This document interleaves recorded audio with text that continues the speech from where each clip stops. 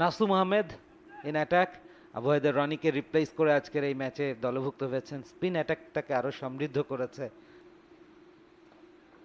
নাসুম আহমেদ সকালবেলা নিশ্চয়ই যতটা সম্ভব প্রপার লাইন লেন মেনটেন করে একেবারে স্ট্যাম্প করবেন গাজী গ্রুপের ব্যাটারদের ওপর। দুইজন ওপেনারই যেহেতু খানিকটা অ্যাটাকিং ব্যাটিং করতে পছন্দ করেন, সাদিকুর এবং এনামুল হক বিজয়, এবং দুজনেই বেশ ভালো টাচে আছেন, স্পেশালি বিজয়।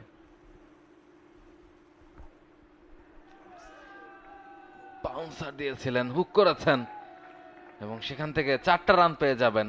ভালোভাবে এখন পর্যন্ত ডিল করছেন তাসকিনকে। এর আগের ওভারও সাদিক প্রপার কানেকশন হলে হয়তো deep backward square leg long leg তাকে পরীক্ষা দিতে হতো। এবারে গ্রেট আউটসুইং, একটু অফ স্ট্যাম্পের বাইরে রেখেছিলেন। এবারে কনভিন্সিং শট সাদিকুরের ব্যাট থেকে পুল করেছেন। ওয়েল ডিরেক্টেড একটা বাউন্সার ছিল, একেবারে তার মুখের দিকে আসছিল, সেটাকে যেভাবে তিনি সীমানা ছাড়া করলেন। বাইরের বল, কোনো রিস্ক নিতে চাননি, দেখে শুনে ছেড়ে দিয়েছেন। এবার থেকে 12টা রান এসেছে 3 ওভারের খেলা শেষে 18, কোনো উইকেট না হারিয়ে গাজী গ্রুপ ক্রিকেটার্স।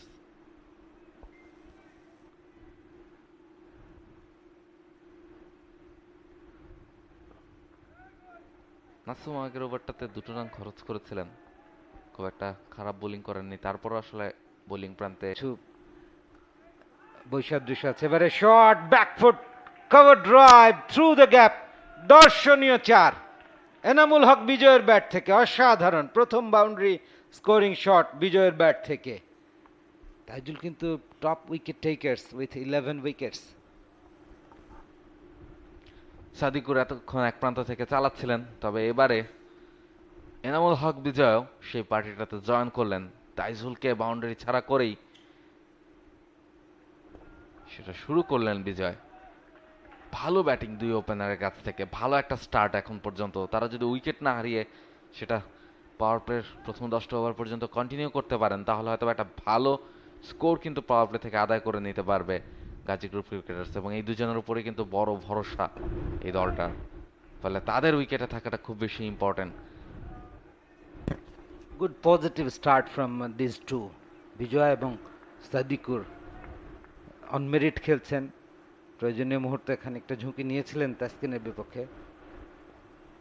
দেখেন in front of the wicket ঝুঁকি না নিয়ে ব্লক করলেন, এবং যেহেতু একটা বাউন্ডারি অলরেডি এসেছিল।